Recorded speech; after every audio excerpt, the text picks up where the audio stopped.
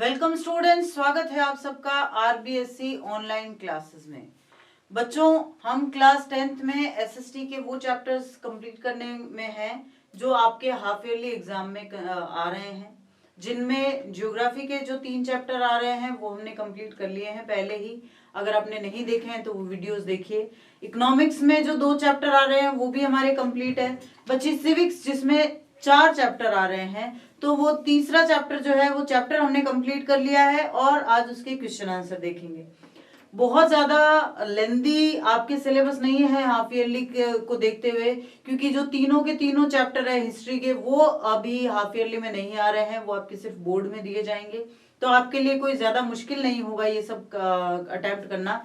और बहुत जल्दी ही हम आपके हाफ ईयरली के लिहाज से भी कुछ सीरीज लेके आने वाले हैं, तो वेट कीजिए उनका। लेकिन पहले हम पढ़ लेते हैं अपना पूरा सिलेबस, ताकि हमें क्वेश्चन आंसर अटेंड करने में ज्यादा प्रॉब्लम नहीं हो।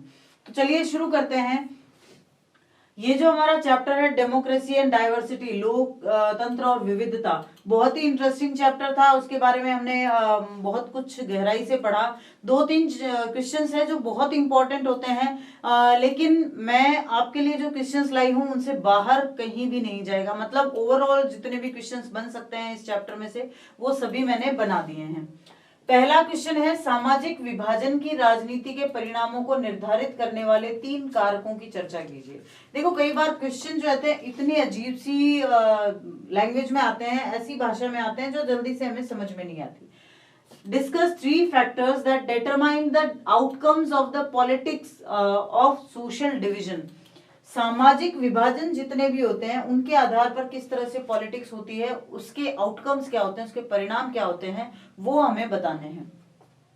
वो 3 कारक जो सामाजिक विभाजन की राजनीति के परिणामों को निर्धारित करते हैं। सबसे पहला जो है वो ये है कि परिणाम इस बात पर निर्भर करता है कि लोग अपनी पहचान को कैसे समझते हैं। अगर लोग अपनी पहचान को अनन्य शब्दों में देखते हैं तो इसे समायोजित करना बहुत मुश्किल हो जाता है। मतलब लोग अगर अपनी पहचान एक ही बनाए रखते हैं, ऐसी बनाए रखते हैं जो कि बिल्कुल हम तो वही रहेंगे, जैसे कुछ लोग सो कॉल्ड तथाकथित लोग अपने आप को बड़ी जाति का समझते हैं, तो अगर वो उसमें फंसे रहेंगे ना तो वो कभी भी एक दूसरे के साथ समायोजित नहीं कर पाएंगे। The outcome depends on how people receive their identities.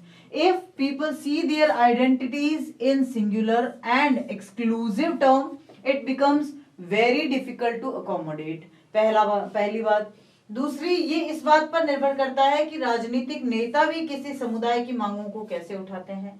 उन मांगों को समायोजित करना आसान होता है जो संवैधानिक ढांचे के भीतर है और किसी अन्य समुदाय की कीमत पर नहीं है। यानी किसी एक समुदाय की मांगों को मानने के लिए किसी दूसरे समुदाय का नुकसान नहीं किया जा रहा है। It depends on how political leaders raise the demands of any community. It is easier to accommodate demands that are within the constitutional framework and are not the cost of another community. ठीक है ना। और तीसरा, ये इस बात पे निर्भर करता है कि सरकार विभिन्न समूहों की मांगों पर प्रतिक्रिया कैसे करते हैं। वो सबकी मांगे मानते हैं या अच्छे से मानते हैं, नहीं मानते हैं, किसी की भी नहीं सुनते, इन सब पे डिपेंड करता है। It depends on how the government reacts to the demands of different groups. तो ये आपके एनसीईआरटी क्वेश्चंस में से है। ठीक है, अगला क्वेश्चन देखते हैं। सामाजिक अंतर कब सामाजिक विभाजन बन जाता है। देखो, डिफरेंसेस तो हम सब में होंगे, ठीक है ना। ये जो डाइवर्सिटी है वो तो हमारे नेचर में है, लेकिन ये डाइवर्सिटी, ये डिफरेंसेस कब डिविजन बन जाते हैं, कब ये हमें बांट देते हैं। When does a social difference become a social division? सामाजिक विभाजन तब होता है जब कुछ सामाजिक अंतर अन्य अंतरों के ऊपर हावी हो जाते हैं। यानी हमें पता है कि डिवीजन है, भाई मेरा चेहरा जैसा है वैसा किसी और का थोड़ी हो सकता है, तो बिल्कुल अलग तो मैं हूं। लेकिन इस अलग होने के साथ साथ अगर मैं अपने आप को बहुत महान समझने लग जाऊं, बहुत विद्वान समझने लग जाऊं, तो मेरे आसपास के लोग क्या करेंगे, वो मुझसे अलग अलग रहने लगेंगे।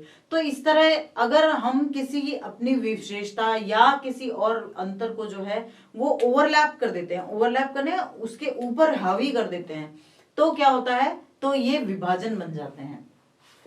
इस प्रकार की स्थितियां सामाजिक विभाजन तब उत्पन्न करती हैं जब एक प्रकार का सामाजिक अंतर दूसरे से महत्वपूर्ण हो जाता है और लोग ये महसूस करते हैं कि वो अलग अलग समुदाय से संबंधित हैं। ठीक है ना। जब अमीर और गरीब हैं तो वो अपने आप को वैसा शो करते हैं, तो जब शो करते हैं, जब दिखता है वो चीज, जब वो अंतर महसूस होता है तो वो अपने आप को अलग समझने लगते हैं। वे अंतर जो सामाजिक विभाजन में बदल जाते हैं उनको क्या कहते हैं, अतिव्यापी अंतर क्या कहते हैं, ठीक है ना, overlap. The social division take place when some social differences overlaps with other differences. Situations of this kind produce social division when one kind of social difference becomes more important than the other and people start feeling that they belong to different communities. The differences that turn into social division are called overlapping differences. ठीक है। सामाजिक विभाजन राजनीति को कैसे प्रभावित करता है, ये जो डिविजन्स होते हैं ये राजनीति को कैसे प्रभावित करता है, इसको दो उदाहरण दीजिए। How do social divisions affect politics, give 2 examples. लोकतंत्र में विभिन्न राजनीतिक दलों के बीच प्रतिस्पर्धा होती है, उनके बीच में कॉन्टेस्टेशन तो होता ही है। उनकी प्रतिस्पर्धा किसी भी समाज को विभाजित करने की प्रवृत्ति रखती है। यदि वो कुछ मौजूदा सामाजिक विभाजनों के संदर्भ में प्रतिस्पर्धा करना शुरू कर देते हैं तो ये सामाजिक विभाजन को राजनीतिक विभाजन में बदल देता है और संघर्ष, हिंसा या देश के विघटन का कारण बन सकता है, और ऐसा कई देशों में हुआ भी है। Democracy involves competition among various political parties. Their competition tends to divide any society if they start competing in terms of social divisions, it can make social divisions into political divisions and lead to conflict, violences or even disintegration of a country. This has happened in many countries. अब उदाहरण क्या दे सकते हैं हम इसके, उदाहरण हम 2 दे सकते हैं, एक नॉर्दर्न आयरलैंड का और दूसरा यूगोस्लाविया का। कैसे दे सकते हैं? नॉर्दर्न आयरलैंड में हिंसक और कड़वे जातीय राजनीतिक संघर्ष का सामना किया है। ईसाई धर्म के 2 प्रमुख संप्रदाय जो है प्रोटेस्टेंट और रोमन कैथोलिक वहां पर रहते हैं। प्रोटेस्टेंट जो है वो टोटल 53% है और रोमन जो कैथोलिक जो है वो कितने हैं, वो 44% वहां पर रहते हैं। देशों में प्रतिनिधित्व करते हैं, कैथोलिकों का प्रतिनिधित्व कौन करते हैं? राष्ट्रवादी दल, जिन्होंने ये मांग की कि आयरलैंड को आयरलैंड गणराज्य के साथ एकीकृत किया जाए, जो मुख्य रूप से एक कैथोलिक देश है। जबकि प्रोटेस्टेंट का प्रतिनिधित्व संघवादियों ने किया, जो यूके के साथ रहना चाहते थे, जो मुख्य रूप से प्रोटेस्टेंट है, ठीक है। लेकिन फिर क्या हुआ, राष्ट्रवादी और संघवादी के बीच की लड़ाई ने सामाजिक संघर्षों को जन्म दिया और वहां सैकड़ों नागरिक मारे गए। हालांकि बाद में एक संधि हो गई और उसके बाद में वो यूके का ही हिस्सा बने रहे थे। In northern Ireland it has faced violence and bitter ethno-political conflict.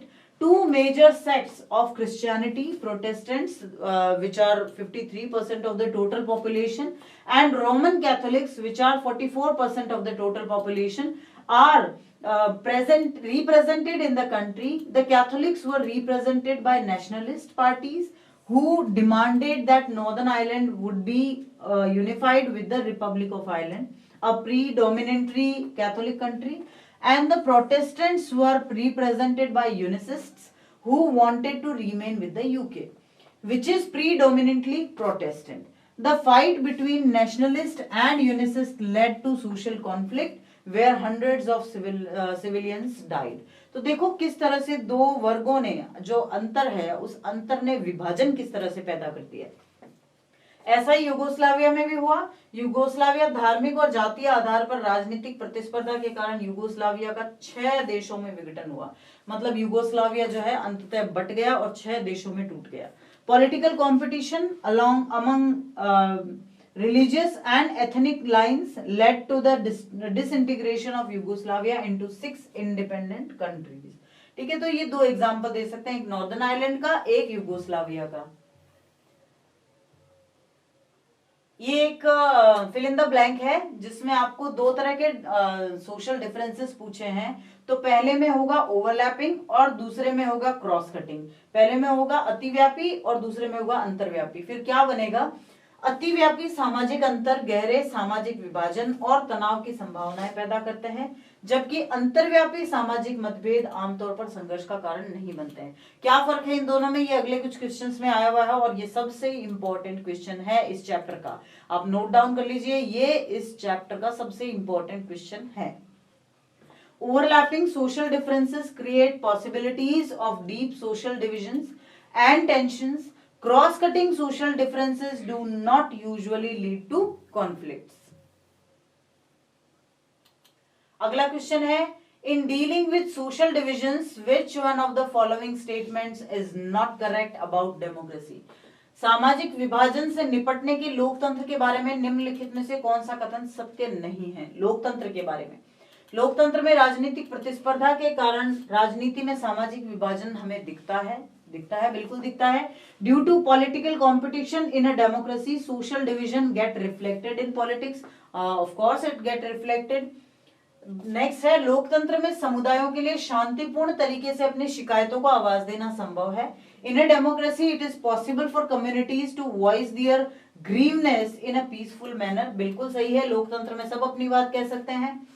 Next है, लोकतंत्र सामाजिक विविधता को समायोजित करने का सबसे अच्छा तरीका है। Democracy is the best way to accommodate social diversity, बिल्कुल उससे सारी सोशल डाइवर्सिटी जो है वो अकोमोडेट होती है। और नेक्स्ट है, लोकतंत्र हमारे सामाजिक विभाजन के आधार पर समाज को विघटन की ओर ले जाता है। Democracy always leads to the disintegration of society on the basis of social division. लोकतंत्र कभी भी विघटन नहीं करता है, इसलिए डी आंसर जो है वो आंसर सही है लेकिन बात गलत है, ठीक है ना। डी आंसर जो है, आंसर तो सही है लेकिन बात गलत है, ये जो लोकतंत्र के बारे में कथन है वो बिल्कुल गलत है। नेक्स्ट क्वेश्चन है, कंसीडर द फॉलोइंग 3 स्टेटमेंट्स, 3 कथनों पर विचार करना है आपको। सामाजिक विभाजन तब होते हैं जब सामाजिक अंतर ओवरलैप हो जाते हैं, हावी हो जाते हैं, बिल्कुल सही बात है। ये संभव है कि एक व्यक्ति की कई पहचानें हो सकती है, बिल्कुल हो सकती है। जैसे मैं टीचर हूं तो मेरी एक टीचर कम्युनिटी के साथ जो है मेरी कनेक्टिविटी है।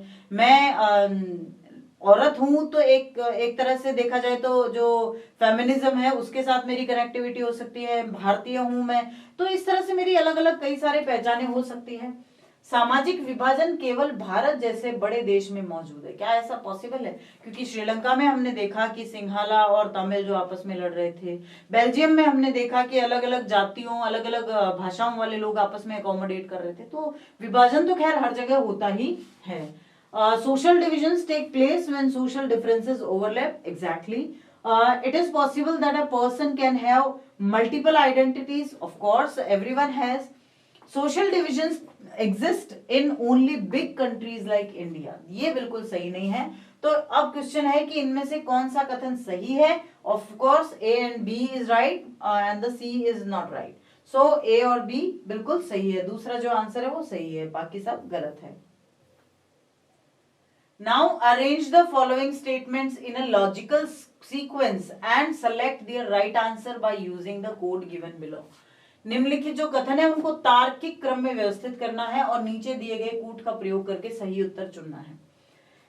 जरूरी नहीं कि सामाजिक विभाजनों की सभी राजनीतिक जो अभिव्यक्तियां हमेशा खतरनाक हो। देखो इनको इस तरह से करते हैं हम, इनको मैं आपको राइट ऑप्शन बता देती हूँ, उसके अकॉर्डिंग पढ़ते हैं ताकि हमें आसान हो जाए समझना। A is the right option, D B C A. अब कैसे? कुछ सामाजिक भिन्नताओं के परिणाम स्वरूप सामाजिक विभाजन हो सकते हैं। उसके बाद में अधिकांश देशों में अलग अलग तरह के सामाजिक विभाजन हैं। पार्टियां सामाजिक बंटवारे की अपील करके राजनीतिक समर्थन हासिल करने की कोशिश करती है, लेकिन जरूरी नहीं कि सामाजिक विभाजनों की सभी राजनीतिक अभिव्यक्तियां खतरनाक ही हों, है ना। तो ये एक बिल्कुल सीक्वेंसिव इनकी जो है एक्सप्रेशन है। तो A is the right answer which is D B C A. Among the following, which country suffered disintegration due to political fights on the basis of religious and ethnic identities? निम्नलिखित में से किस देश को धार्मिक और जातीय पहचान के आधार पर राजनीतिक लड़ाई के कारण विघटन का सामना करना पड़ा? अभी अभी हमने देखा यूगोस्लाविया, जिसको 6 राज्यों में बट गया था वो। तो C Yugoslavia is the right answer. Next question, Who led the civil rights movement in the USA? USA में सिविल राइट मूवमेंट को किसने लीड किया था? तो मार्टिन लूथर किंग ने यूएसए में नागरिक अधिकार आंदोलन का नेतृत्व किया था। नेक्स्ट क्वेश्चन है, प्रवास से सामाजिक एक रूपता में क्या फर्क पड़ता है? प्रवास क्या होता है? प्रवास का मतलब एक जगह से दूसरी जगह जाके रह जाना, ठीक है। So what differences does migration take to social homogeneity? प्रवासी क्या करते हैं? समाज को विषम बनाते हैं और अपने साथ अपनी संस्कृति ले आते हैं, अपने साथ अपनी संस्कृति ले जाते हैं और उनकी भी अपना लेते हैं, तो वो एक नई संस्कृति का निर्माण करते हैं। Migrants bring their own culture with them, making the society heterogeneous। तो यानी प्रवासी क्या करते हैं? किसी भी होमोजेनस सोसाइटी को हीट्रोजेनस बनाते हैं। क्या इसका क्या मतलब है? जो एक रूपक सोसाइटी होती है, जो एक रूपता वाला समाज होता है, समरूपी समाज होता है, उसको बहुरूपी बना देते हैं। Give two examples to show that political competition along religious and ethnic lines can lead to disintegration. ये दिखाने के लिए दो उदाहरण दीजिए कि धार्मिक और जातीय आधार पर राजनीतिक प्रतिस्पर्धा विघटन का कारण बन सकती है। सबसे पहला भारत का विभाजन हुआ था, हमने देखा भारत और पाकिस्तान दो देश बने थे और वो हिंदू मुस्लिम धर्म के आधार पर बने थे। और युगोस्लाविया का विघटन, ऐसे दो उदाहरण है कि धार्मिक और जातीय आधार पर राजनीतिक जो है प्रतिस्पर्धा विघटन का कारण बन सकती है। ये दिखाने के लिए एक उदाहरण दीजिए कि हम सभी की एक से अधिक पहचान है और हम सब एक से अधिक सामाजिक समूहों से संबंधित हो सकते हैं।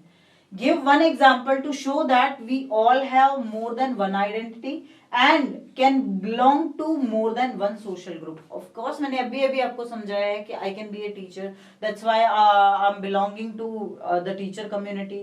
उसके बाद में I am a lady, so I'm belonging to women community. तो मेरी communities अलग अलग हो सकती है। दो व्यक्ति एक ही समुदाय के हो सकते हैं, लेकिन एक व्यक्ति धनी है और दूसरा व्यक्ति गरीब है, तो वो एक समुदाय के हैं लेकिन उनके सामाजिक समूह अलग अलग होते हैं। Two persons can belong to one community but one is poor and the other one is not poor, rich, so they can be sharing social division. Next question है, सामाजिक भिन्नताओं के मूल क्या है? मतलब what are the origins of the social differences? क्यों ये हमारे बीच में डिफरेंसेस आ जाते हैं? तो इन डिफरेंसेस के तीन कारण हमने पढ़े थे। पहला कारण है क्योंकि हमारे अंदर कई सारी अलग अलग भिन्नताएं होती है, हम उसके साथ पैदा होते हैं, बाय बर्थ हमने पढ़ा था, ठीक है ना। तो हम एक समुदाय से सिर्फ इसलिए ताल्लुक रखते हैं कई बार क्योंकि हम उसमें पैदा हुए थे, ठीक है, जैसे फिजिकल आधार पर या कई बार धार्मिक आधार पर। दूसरा, लिंग भेद, जिसके कारण सामाजिक अंतर मौजूद है, और कुछ अंतर हमारी पसंद पर होते हैं, जैसे कोई डॉक्टर बनना चाहता है तो डॉक्टर कम्युनिटी में हो जाता है, कोई कुछ कर नहीं पाता, पढ़ नहीं पाता, तो वो कोई छोटे मोटे काम करता है, तो ऐसे में अपने आप कम्युनिटीज जो है अलग अलग हो जाती है।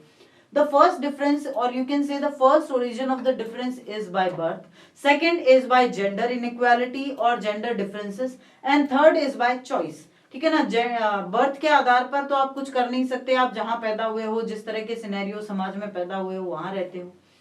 दूसरा होता है बाय जेंडर, आप जेंडर अलग अलग हो, चाहे वो आप मेल हो, चाहे फीमेल हो, चाहे ट्रांसजेंडर हो, चाहे जैसे भी जेंडर से आप बिलोंग करते हो, तो आप अपने आप डिफरेंस में चले जाते हो।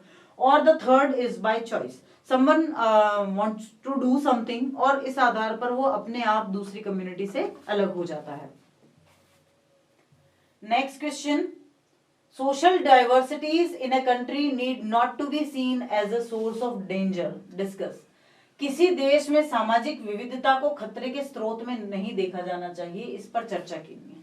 देखिए, सीधी सी बात समझिए, क्या हमारे देश में खतरा सिर्फ इसलिए है क्योंकि लोग अलग अलग जाति अलग अलग भाषा के हैं? बिल्कुल नहीं। खतरा तब होता है जब उनकी जो विविधताएं होती है, जो डाइवर्सिटी होती है ना, जो अलग अलग चीजें होती है, उनको पुश किया जाता है, उनको जबरदस्ती लादने की कोशिश की जाती है, उनको जबरदस्ती ये कहा जाता है कि आप अलग अलग हो इसलिए अलग अलग रहो। फॉर एग्जाम्पल पॉलिटिक्स में होता है। So this is not true that social diversity leads to social divisions. ऐसा बिल्कुल नहीं होता है कि डाइवर्सिटी की वजह से समाज बढ़ जाएंगे, ठीक है ना। एक सिंपल सा क्वेश्चन है और उसका सिंपल सा आंसर दिया है। मैंने इसलिए दिया है क्योंकि ये बेटर है कि मैं आंसर्स को एलॉबरेट कर दूं, आंसर्स को आपको समझा दूं, वरना स्क्रीनशॉट्स तो आप ले ही रहे हैं तो आपको आंसर लिखने में भी आसानी नहीं होगी और वो आंसर आपको समझ में भी आ जाएगा। तो सीधी सी बात है कि जरूरी नहीं है कि अगर दो समुदायों के बीच अंतर है या फिर किसी एक जगह में, एक देश में बहुत सारे समुदाय रहते हैं तो वो सब आपस में झगड़ेंगे ही, ऐसा बिल्कुल नहीं होता है। हमारे देश में हम रहते हैं ना, अलग अलग धर्मों के लोग रहते हैं, अलग अलग भाषाओं के लोग रहते हैं, अलग अलग जातियों के लोग रहते हैं, अलग अलग शारीरिक बनावट के लोग रहते हैं, अलग अलग जो है इकोनॉमिक कंडीशन वाले लोग रहते हैं, लेकिन कोई झगड़ा नहीं, हम सब भारतीय हैं। तो ऐसा बिल्कुल नहीं है कि सामाजिक विविधता को खतरे के स्रोत में देखा जाना चाहिए, ऐसा कभी नहीं होता है। ये सिर्फ तब होता है जब पॉलिटिक्स उसका गलत यूज करते हैं। तो आप इस क्वेश्चन के आंसर का जो है स्क्रीनशॉट लीजिए ताकि आपके लिए समझना और लिखना दोनों ही इजी हो जाए। This is the first part of that question और ये दूसरा पार्ट है। अब इस तरह से पॉइंट वाइज आपके लिए लिखना आसान हो जाएगा, ठीक है ना, और आपको समझ में ये क्वेश्चन आ ही गया है। नेक्स्ट है, संयुक्त राज्य अमेरिका में नागरिक अधिकार आंदोलन कब हुआ था? तो हमने पहले पढ़ा, वो चलाया किसने था? वो चलाया था मार्टिन लूथर किंग ने, नागरिक अधिकार आंदोलन, civil rights movement. When did the civil right movement in the USA take place? ये क्वेश्चंस जो छोटे छोटे हैं ना, बहुत इंपॉर्टेंट है बेटा जी। ये आ सकते हैं आपके ऑब्जेक्टिव टाइप के रूप में भी आ सकते हैं, ब्लैंक्स के रूप में भी आ सकते हैं, जो रिक्त स्थान आते हैं, या फिर ट्रू फॉल्स भी आ सकते हैं। तो आपको ये बहुत ध्यान से पढ़ने हैं। Civil rights movements in the USA was carried during 1954 to 1968, 1954 से लेकर 1968 के दौरान ये मूवमेंट चलाया गया था। What led to the civil right movement in the USA? क्यों चला ये एक नस्लीय भेदभावपूर्ण कानूनों और प्रथाओं के खिलाफ था जिनका संयुक्त राज्य अमेरिका में पालन किया जा रहा था। It was against the racially discriminatory laws and practices that were being followed in the USA. Next question है, give one feature of civil right movement. नागरिक अधिकार आंदोलन की एक विशेषता बताइए। इसका उद्देश्य क्या था? अफ्रीकी अमेरिकियों के खिलाफ कानूनी नस्ली भेद को समाप्त करना। It aimed at abolishing legal racial discrimination against African American. तो ये छोटे वाले क्वेश्चन है ना, ये आप समझ लीजिए। बड़े वाले क्वेश्चन में तो एक बार बस आपके दिमाग में स्टक होना चाहिए कि पूछा क्या जा रहा है, ठीक है ना। क्वेश्चन ध्यान से पढ़ा करो, पूछा क्या जा रहा है, तो फिर आपको सब आराम से समझ में आ जाएगा। अफ्रो अमेरिकन कौन थे? जब इतनी बातें हो रही है तो हमें ये भी तो जानना है कि who were Afro American. Afro American, black American या ब्लैक्स जो थे वो मुख्य रूप से अफ्रीकियों के वंशज हैं, और इन्हीं के लिए इस्तेमाल करने वाला शब्द है। ये अफ्रीकी हैं कौन? जिन्हें 17वीं शताब्दी और 19वीं शताब्दी की शुरुआत के बीच अमेरिका में गुलामों के रूप में लाया गया था, ठीक है ना, स्लेव्स बनाकर लाया गया था।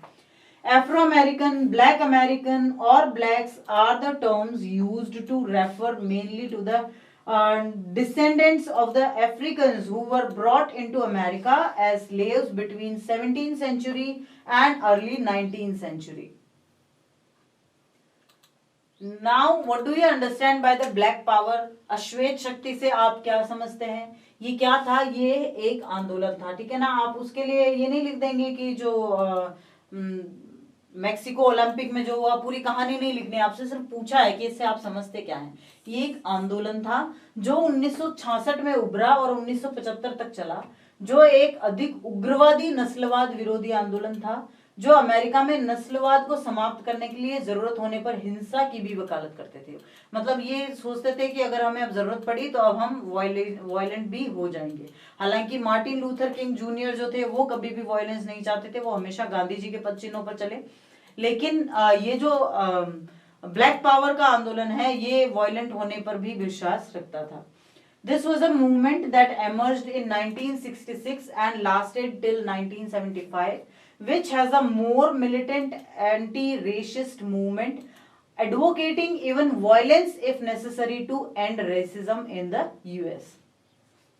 1968 में मैक्सिको ओलंपिक में टॉमी स्मिथ और जॉन कार्लोस ने विरोध प्रदर्शन करने के लिए क्या कोशिश की? उन्होंने संयुक्त राज्य अमेरिका में नस्लीय भेदभाव के आधार पर अंतरराष्ट्रीय ध्यान आकर्षित करने का प्रयास किया। They tried to draw international attention to racial discrimination in the United States. Next question है, कार्लोस और स्मिथ के विरुद्ध अंतरराष्ट्रीय ओलंपिक संघ द्वारा क्या कार्यवाही की गई? What action was taken against the Carlos and Smith by the International Olympic Association and why? क्यों की गई उन्होंने? कार्लोस और स्मिथ को राजनीतिक बयान देकर ओलंपिक भावना का उल्लंघन करने का दोषी ठहराया गया। Carlos and Smith were held guilty of violating the Olympic spirit by making a political statement and उनके मेडल वापस ले लिए। Their medals were taken back, उनके मेडल वापस ले लिए गए थे। एक ऐसे देश का नाम बताइए जहां भाषाई और धार्मिक अंतर दोनों मौजूद हैं। बिल्कुल, भाषाई और धार्मिक दोनों कहाँ हैं? बेल्जियम में नहीं है। बेल्जियम जो है वहां पर सिर्फ भाषाई अंतर है, लेकिन श्रीलंका में क्या है? भाषाई और धार्मिक दोनों अंतर मौजूद हैं। Next question, what are the basis of social differences? Social differences के बेसिस क्या होते हैं? हमने अभी अभी पढ़ा। सबसे पहला डिफरेंस होता है बर्थ, जन्म के आधार पर, दूसरा होता है हमारे लिंग के आधार पर, और तीसरा हमारी चॉइस के आधार पर। ठीक है ना? तो हमारी इच्छा के आधार पर, जन्म के आधार पर और लिंग के आधार पर। कार्लोस और स्मिथ में एक समानता क्या है और वो नॉर्मन से कैसे भिन्न है? देखो, कार्लोस और स्मिथ दोनों ही अफ्रीकी अमेरिकन थे, लेकिन नॉर्मन से भिन्न कैसे थे? नॉर्मन जो है वो एक गोरे ऑस्ट्रेलियाई थे, लेकिन फिर भी उनमें समानता क्या है? तीनों के तीनों मानवाधिकारों के लिए खड़े रहे थे। संयुक्त राज्य अमेरिका में अश्वेतों और गोरों के बीच का अंतर सामाजिक विभाजन क्यों बन जाता है? क्यों ऐसा इसलिए होता है क्योंकि अश्वेत जो है वो गरीब हैं, बेघर हैं और उनके साथ भेदभाव की नीति अपनाई जाती है। तो जहां पर डिफरेंसेस को पुश किया जाएगा, ये मैंने आपको शुरू में ही कहा ना, जहां पर विभाजन को पुश किया जाएगा, जहां पर भी जो भेदभाव होते हैं वो वहां तक उनको ले जाया जाएगा, तो वो अपने आप समाज में भी बंटवारा कर देंगे। It is because the blacks are poor and homeless, policy of discrimination is followed against them. ठीक है, नेक्स्ट क्वेश्चन है, what is the homogeneous society? सजातीय समाज किसको कहते हैं? ठीक है ना, होमोजीनस किसको कहते हैं? सजातीय समाज एक ऐसा समाज होता है जिसमें एक प्रकार के लोग होते हैं, विशेषकर जहां कोई महत्वपूर्ण जातीय अंतर नहीं होता। ठीक है ना, homogeneous society is a society that has similar kind of people, specially where there are no significant ethnic differences. वहां कोई ज्यादा डिफरेंसेस नहीं होते, खास करके जातीय अंतर। अब प्रवासी कौन होते हैं? Who are the migrants? कोई भी व्यक्ति जो एक क्षेत्र या दूसरे क्षेत्र से किसी और दूसरे क्षेत्र या देश में जाकर रहने लगते हैं उनको प्रवासी या माइग्रेंट्स कहा जाता है। ठीक है ना, ये लोग खास करके कमाई करने के लिए एक से दूसरी जगह पर जाते हैं। उत्तरी आयरलैंड की तरह अतिव्यापी सामाजिक विभिन्नताओं के एक प्रभाव का उल्लेख कीजिए। अतिव्यापी सामाजिक अंतर जो होते हैं वो गहरे सामाजिक विभाजन पैदा करते हैं, जैसे उत्तरी आयरलैंड में हुआ, जहां पर जो कैथोलिक थे वो आयरलैंड जो है डेमोक्रेसी की तरफ जाना चाहते थे, उस देश की तरफ जाना चाहते थे, रिपब्लिक की तरफ जाना चाहते थे, लेकिन कैथोलिक जो प्रोटेस्टेंट है वो वहीं रुकना चाहते थे, और फाइनली प्रोटेस्टेंट्स की मान ली गई। तो जो बहुसंख्यक वर्ग है उनके मन में कहीं ना कहीं ये टीस रह जाती है। ठीक है ना। उत्तरी आयरलैंड की जनसंख्या को दो प्रमुख संप्रदायों में कैसे विभाजित किया गया और जनसंख्या में उनका प्रतिशत क्या है? ईसाई धर्म है मुख्य धर्म और उनको प्रोटेस्टेंट और रोमन कैथोलिक में विभाजित किया गया है। Protestants are having 53% and Roman Catholics are having 44%। ठीक है। बेल्जियम के विभिन्न समुदायों के बीच मेल मिलाप करने में क्यों सफल रहे? Why were the people of Belgium successful in bringing reconciliation among different communities? ऐसा क्यों हुआ? क्योंकि उन लोगों को ये लगता है कि हम दूसरी भाषा बोलने से पहले, हम कोई और समाज के सदस्य होने से पहले हम क्या हैं? हम बेल्जियम के निवासी हैं। और ये बात जब विकसित हो जाती है ना कि ये देश हमारा है, हम देश के वासी हैं, चाहे हम भाषा कोई भी बोले, धर्म कोई भी हो, समाज कोई भी हो, तो वहां पर जो है डिफरेंसेस कभी नहीं आते, तो वहां पर भेदभाव कभी नहीं आता, तो वहां पर डिस्क्रिमिनेशन कभी भी नहीं होता और वो देश कभी भी अलग नहीं हो पाता। यही बेल्जियम में हुआ था। धार्मिक और जातीय आधार पर राजनीतिक प्रतिस्पर्धा का परिणाम क्या हुआ? धार्मिक और जातीय आधार पर राजनीतिक प्रतिस्पर्धा के कारण यूगोस्लाविया 6 देशों में विभाजित हो गया। Yugoslavia got divided into 6 independent countries just because of religious and ethnic differences और you can say the conflicts. तो ये कॉन्फ्लिक्ट्स जो होते हैं बड़े खतरनाक होते हैं। ये जो डिफरेंसेस आते हैं, ये जो भेदभाव किया जाता है ना, ये बहुत खराब होता है। किसी एक कारक का उल्लेख कीजिए जो सामाजिक विभाजन की राजनीति को के परिणाम को तय करने में महत्वपूर्ण है। तो सबसे महत्वपूर्ण कारक यही होता है कि नेता किस तरह से किसी बात को उठाते हैं, नेता किस तरह से किसी बात को रिप्रेजेंट करते हैं। How leader represents a issue of any of the community. अब ये बहुत इंपॉर्टेंट क्वेश्चन है, सामाजिक विभाजन बहुत खतरनाक कैसे बन जाते हैं, एक उदाहरण दीजिए। How can social divisions become more threatening, give one example. यदि शासक अल्पसंख्यक समुदाय की उचित मांगों को दबाने की कोशिश करते हैं तो सामाजिक विभाजन और अधिक खतरनाक हो जाते हैं, जैसे कि श्रीलंका में हुआ। आप शुरू से पहले चैप्टर से पढ़ते आ रहे हो कि किस तरह से जो है सिंघलियों ने तमिल्स को दबाया और इसकी वजह से वहां सिविल वॉर हुआ था। If the rulers try to suppress the reasonable demands of the minority community, social divisions become more threatening as it happened in Sri Lanka. Carlos स्मिथकांड, पीटर नॉर्मन का उदाहरण लेते हुए ये विश्लेषण कीजिए कि सामाजिक अंतर समान लोगों को एक दूसरे से विभाजित भी करते हैं लेकिन उनको आपस में जोड़ते भी हैं। Taking example of Carlos Smith and Peter Norman, analyze how do social differences divide similar people from one another but also unite very different people। ठीक है ना। अब देखो वो एक दूसरे से जोड़ते भी हैं, कैसे जोड़ते हैं, किस तरह से जोड़ते हैं। जो कार्लोस और स्मिथ हैं वो तो चलो ब्लैक कम्युनिटी से बिलोंग करते हैं, लेकिन स्मिथ तो उनके साथ नहीं थे, पीटर नॉर्मन तो उनके साथ नहीं थे। तो कार्लोस स्मिथ और पीटर नॉर्मन के मामले में कार्लोस और स्मिथ एक समान थे, यानी कि दोनों अफ्रीकी अमेरिकी थे, और नॉर्मन जो थे वो अलग थे, वो गोरे थे। तो ये तो है उनमें differences. In the case of Carlos Smith and Peter Norman, Carlos and Smith were similar in one way, i.e. Both were American African, but thus different from Norman who was white. ये तो उनमें difference है। वो अन्य तरीकों से भी समान थे, एक तो दोनों एथलीट थे और नस्लीय भेदभाव के खिलाफ खड़े थे। वो सब एथलीट्स थे and they were stood against racial discrimination.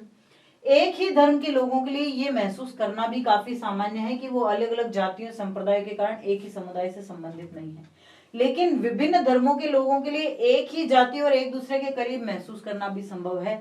ये हमने देखा था कब, मैक्सिको ओलंपिक में, जब एक भावना के लिए, एक इश्यू के लिए वो सब के सब एक साथ खड़े थे और उन्होंने एक साथ विरोध भी किया था। तो कुछ भावनाएं होती है जो अलग अलग कर देती है, कुछ भावनाएं सबको एक साथ ले आती है। अगला क्वेश्चन है, एक उदाहरण दीजिए जो ये दर्शाता है कि हम सभी की एक से अधिक पहचान है।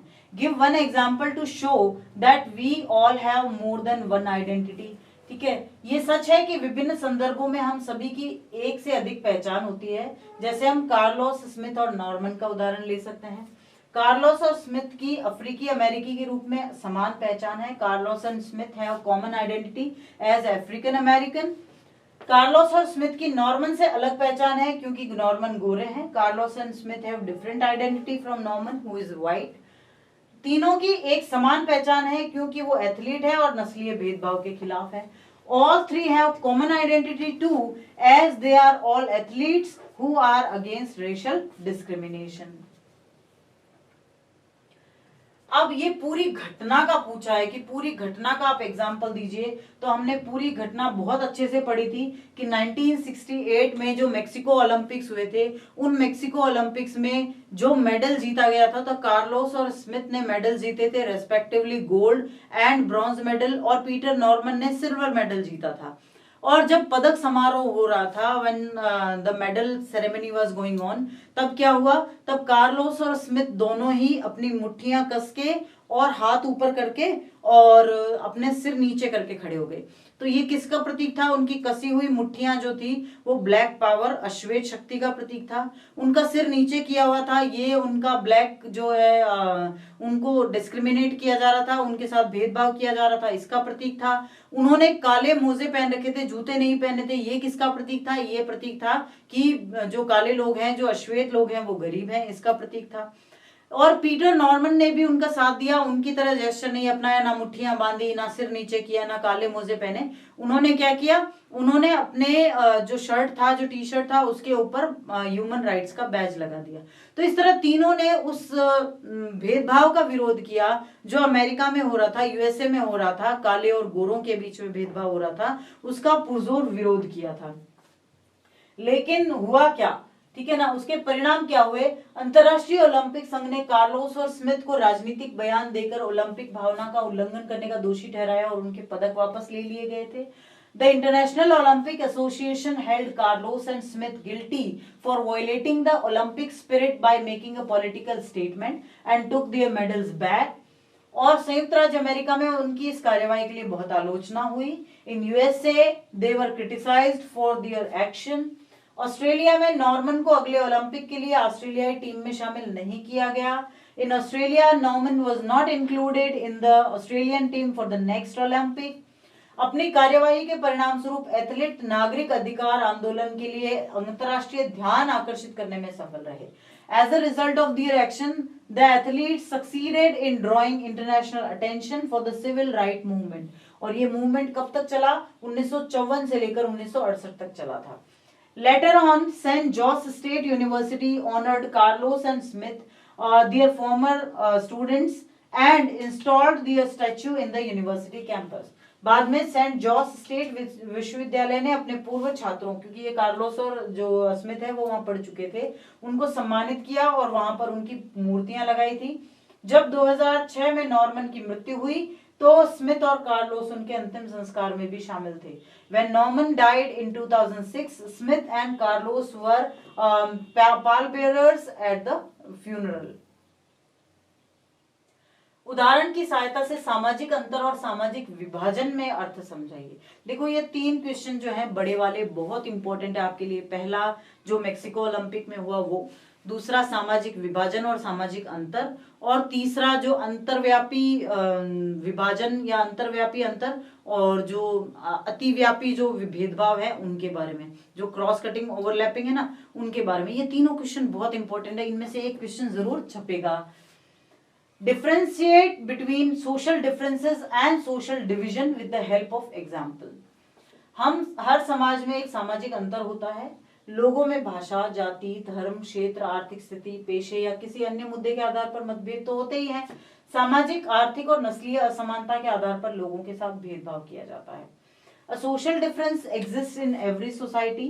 People do have differences based on language, caste, religion, region, economic status, professional or any other issue.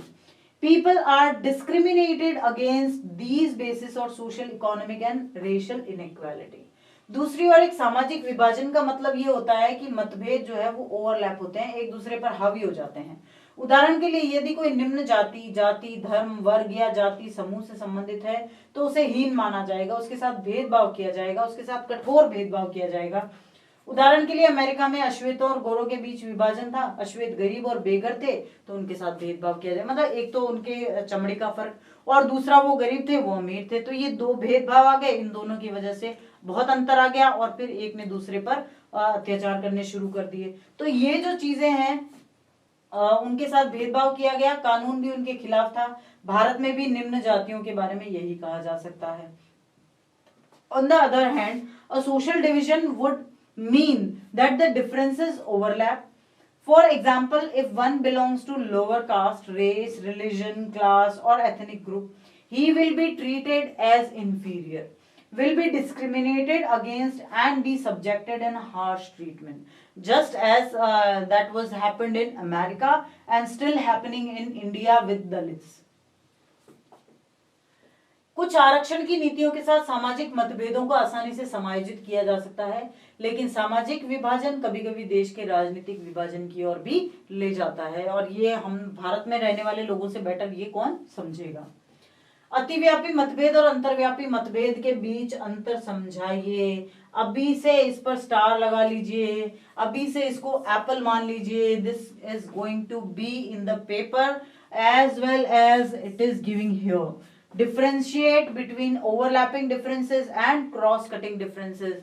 This is going to be printed. ये मैं गारंटी से कह सकती हूँ कि ये क्वेश्चन आएगा ही आएगा। ओवरलैपिंग और क्रॉस कटिंग के बीच का अंतर क्या है? सबसे पहले अतिव्यापी अंतर जो है वो सामाजिक विभाजन की ओर ले जाते हैं, क्योंकि कुछ सामाजिक अंतर अन्य अंतरों के साथ ओवरलैप हो जाते हैं। Overlapping differences leads to social division because some social differences overlaps with other differences. ठीक है, लेकिन cross cutting differences are easier to accommodate as in case of the Netherlands. It does not lead to social division, ये सामाजिक विभाजन की ओर नहीं ले जाते।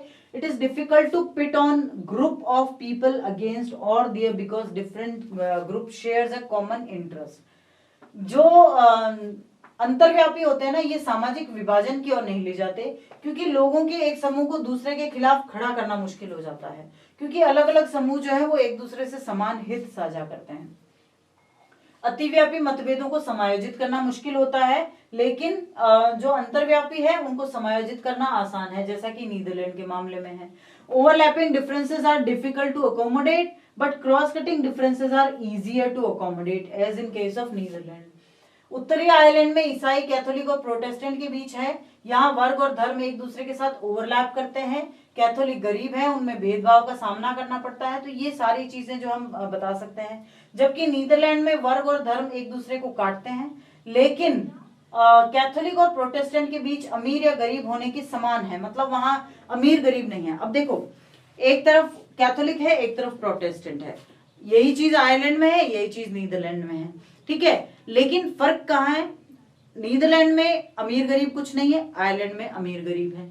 तो आयरलैंड में जो अमीर है वो गरीबों के ऊपर जो है अत्याचार करते हैं, नीदरलैंड में ऐसा कुछ नहीं होता, तो वहां वो साथ साथ रह सकते हैं।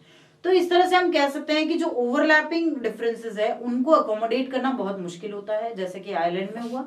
लेकिन जो क्रॉस कटिंग डिफरेंसेस है उनको जो है अकोमोडेट करना आसान होता है, जैसे कि नीदरलैंड में हुआ। Next question, social divisions exist in most countries of the world, explain. पूरी दुनिया में लगभग सोशल डिविजन्स जो है वो रहते ही हैं, इस बात को स्पष्ट कीजिए। विश्व के अधिकांश देशों में सामाजिक विभाजन विद्यमान है। ये कहना सही है कि दुनिया के अधिकांश देशों में सामाजिक विभाजन है, इससे कोई फर्क नहीं पड़ता कि देश छोटा है या बड़ा है। It doesn't matter that the country is small और बिग। पहला, भारत एक बहुत विशाल देश है जिसमें कई समुदाय हैं, जैसे हिंदू, मुस्लिम, सिख, ईसाई, बाकी सब। India is a vast country with many communities, I Hindu, Muslim, Sikh, Christian and others. दूसरी ओर बेल्जियम एक छोटा देश है जिसमें कई समुदाय हैं, जैसे फ्रेंच, डच और जर्मन भाषी। अब बेल्जियम छोटा है, फिर भी वहां कई सारी कम्युनिटीज है, तो इसका मतलब छोटे और बड़े से इसमें कोई फर्क नहीं पड़ता। यहाँ तक कि जर्मनी और स्वीडन जैसे देश जहां कोई महत्वपूर्ण जातीय मतभेद नहीं है, फिर भी दुनिया में से कई जो लोग हैं माइग्रेंट्स, प्रवासी बन के वहां जा रहे हैं और वहां अपने आप जो है डिविजन्स हो रहे हैं। Even those countries such as Germany, Sweden, where there were no significant ethnic differences, migrants are creating some differences, but migrants are not creating differences, migrants are creating diversity. प्रवासी अपने साथ अपनी संस्कृति लाते हैं और एक अलग सामाजिक समुदाय बना लेते हैं। Migrants bring with them their own culture and from a different social community. भारतीय जैसे कई देशों जैसे ग्रेट ब्रिटेन और यूएस में भी जाके बस गए हैं। कई सारे इंडियंस जो हम देखते हैं कि यूके में बसे हुए हैं, या फिर कनाडा आप देखिए तो कनाडा में तो आपको इंडियंस ही ज्यादा मिलेंगे। तो ऐसा कई देशों में होता है। भारत जैसे देशों में विभिन्न जातियों के लोग हैं, जाति भी सामाजिक विभाजन की ओर ले जाती है। There are people of different caste in countries like India. Caste too leads to social divisions. समाज को स्थिति के आधार पर विभाजित किया जा सकता है, जैसे कि अमीर, गरीब, पढ़े लिखे, अनपढ़, ठीक है ना। जैसे कि भारत में विशेष रूप से ग्रामीण क्षेत्रों में अमीर और गरीब के बीच एक बहुत बड़ा अंतर हम महसूस कर सकते हैं। Society can be divided on the basis of status like rich, poor or literate, illiterate. Especially in the rural India, this difference can be feel exactly. संस्कृति के आधार पर भी सामाजिक विभाजन हो सकता है, जैसे कि भारत में है। यानी भारत में आप स्टेटस के आधार पर देखेंगे, आप कास्ट के आधार पर देखेंगे, आप रिलीजन के आधार पर देखेंगे, आप लैंग्वेज के आधार पर देखेंगे और आप कल्चर के आधार पर भी देखेंगे। There may be social division on the basis of culture too as in India. Next question. In a democracy, political expression of social division is normal and can be healthy. Support this statement by giving 3 suitable arguments. बहुत important question है। लोकतंत्र में सामाजिक विभाजन की राजनीतिक अभिव्यक्ति सही बात है और स्वस्थ भी हो सकती है। इसके 3 कोई भी तर्क देने हैं, आपको रीजन बताने हैं। दुनिया में अधिकांश देशों में किसी न किसी तरह के सामाजिक विभाजन है, वो जहां कहीं भी हैं, ये विभाजन राजनीति में तो झलकेंगे ही, ठीक है ना।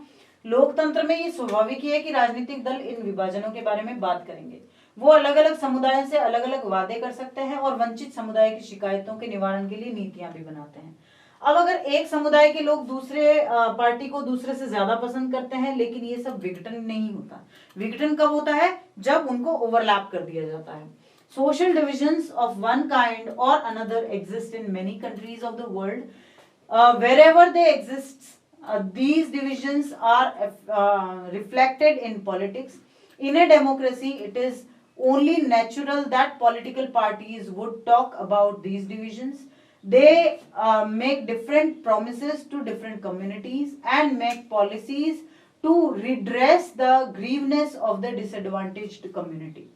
People from one community may prefer to party more than other, but all these does not lead to disintegration. तो फिर disintegration क्यों होता है?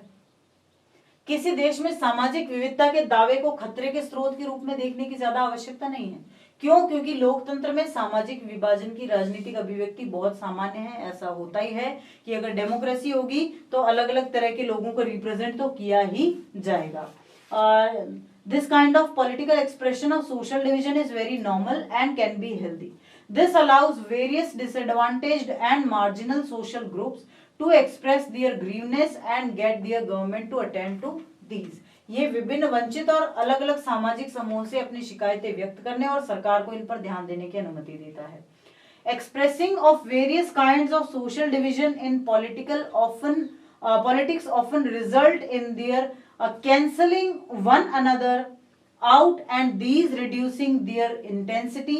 This lead to strengthening of a democracy. राजनीति में विभिन्न प्रकार के सामाजिक विभाजनों की अभिव्यक्ति के परिणाम स्वरूप अक्सर एक दूसरे को जो है हम रद्द कर देते हैं, एक दूसरे की जो मांगे हैं उनको, और इससे उनकी डेंसिटी कम हो जाती है और लोकतंत्र को मजबूती मिलती है। बेल्जियम में ऐसा हुआ जहां डच, फ्रेंच और जर्मन भाषी हैं, लेकिन वो लोकतंत्र के लिए कोई खतरा पैदा नहीं करते हैं। What are the difficulties that come in the way of positive attitude towards diversity and willingness to accommodate it?